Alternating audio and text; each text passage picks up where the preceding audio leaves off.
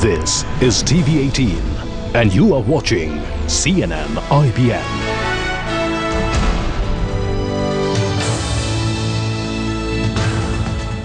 Welcome to Worldview with me, Suhasini Haidar. This week we're taking a closer look at the US elections 2012 and what the possibility of another 4 years of Obama will mean for us in India. Certainly this week was kicked off with President Obama himself making an election pitch at the State of the Union address. He was pushing all his administration successes in that speech, beginning with the raid that killed America's most wanted Osama bin Laden. But he seemed aware that it wasn't terror, but the economy that now matters to Americans most.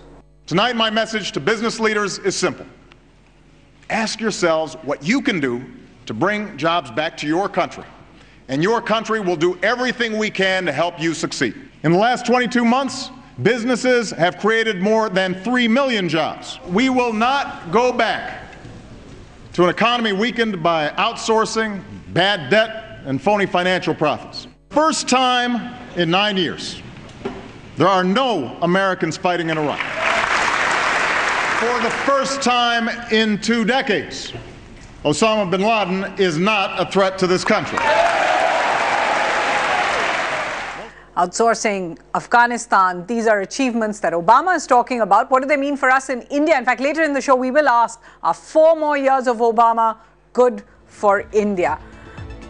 That's the question coming up later on Worldview. Meanwhile, let's talk about the race itself. Obama's Republican rival certainly squaring off for the next big primary coming up in Florida this week. After early wins, moderate Mitt Romney seems to be losing out to the more conservative Newt Gingrich. Let's just look at where the Gallup polls are right now. Polls certainly showing that Obama is ahead of both Republicans. Whether it's Romney or Gingrich, it's Obama who's leading them 50 to 48%. Finally, here to a CNN IBN exclusive. She was one of his biggest supporters in 2008. This time around, though, TV diva Oprah Winfrey doesn't seem to have come out as clearly to endorse President Obama. So has that Obama hope dimmed in 2012? Take a listen to what she told me in this interview. At the time that I did it on strictly my impulse to inform people who didn't know about him of my strong belief in who he is, number one, and what he could do for our country. Your belief remains strong because many would say that now that slogan of yes, yes we can seems to have become a bit of but we haven't. No, it is not. I think that if people were to look at his record of actually what has been accomplished in the past 4 years, you would see that there were a lot of we cans.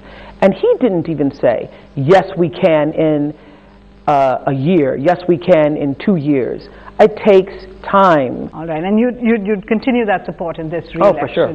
bid, because it's not just the economy. Many have pointed out this is the president who has sent more drone attacks into Yemen, into Pakistan than even George Bush did. There was the NATO invasion in Libya.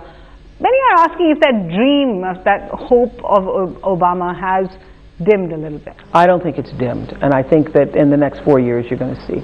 Meanwhile, here's my take. The slowdown in relations between India and the US has been not so much about the issues, but about mismatched expectations. While the US feels let down, India hasn't delivered on key deals and legislations. India feels the US has failed in being a true friend, especially on the issue of terror. What matters, perhaps, is the deep people-to-people ties that really override the governments in both New Delhi and Washington. And those will remain strong no matter who comes to the White House this November. There's much more on our website, ibnlive.com, but we're going to leave you with this as we worry about who will be in the White House later this year. The incumbent himself certainly has career options. Here's President Obama on the campaign trail singing in New York.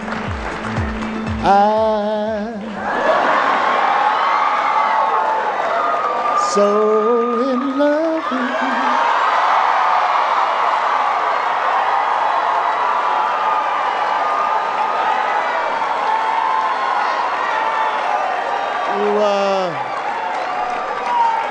Those guys didn't think I would do it. I told you I was going to do it.